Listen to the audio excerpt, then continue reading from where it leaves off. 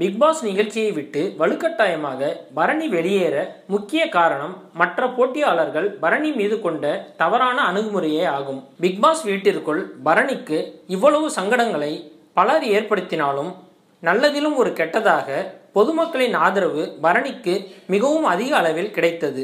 இது பற்றி பரணியின் தங்கை சத்யாதேவி கூறுகையில், இந்த உலகத்திலேயே உனக்கு யாரு ரொம்ப பிடிக்கும்னு என்கிட்ட கேட்டா என் அண்ணன் பரணியைத்தான் சொல்வேன். என் அண்ணன் கிட்ட கேட்டாலும் என்னையே தான் சொல்வாரு.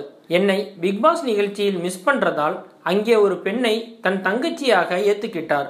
அதனால்தான் கையில் செயின் மாட்டி விடுற அன்னைக்கு கூட என்னோட பேரை சொல்லி அண்ணன் பரணி ஜூலிக்கு கையில் கட்டி விட்டாங்க.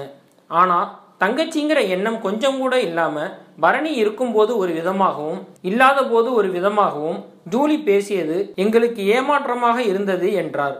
மேலும், எனக்கு கல்யாணமாகி 10 வருஷம் ஆச்சு. ஒரு அப்பாவா அம்மாவா என்னை பார்த்துக்கிட்டது எங்க அண்ணன் தான்.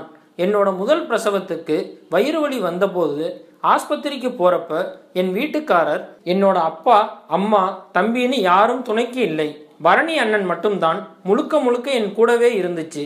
குழந்தை பிறந்ததும் அங்க இருந்த நர்ஸ் இவ்வளவு தங்கமான வீட்டுக்காரர். மேலும் இது போன்ற செய்திகளை தொடர்ந்து பெற்றிட தமிழ் ட்ரெண்டிங் சேனலை சப்ஸ்கிரைப் செய்யுங்கள். உங்கள் கருத்துக்களை கமெண்டில் பதிவிடுங்கள். நன்றி.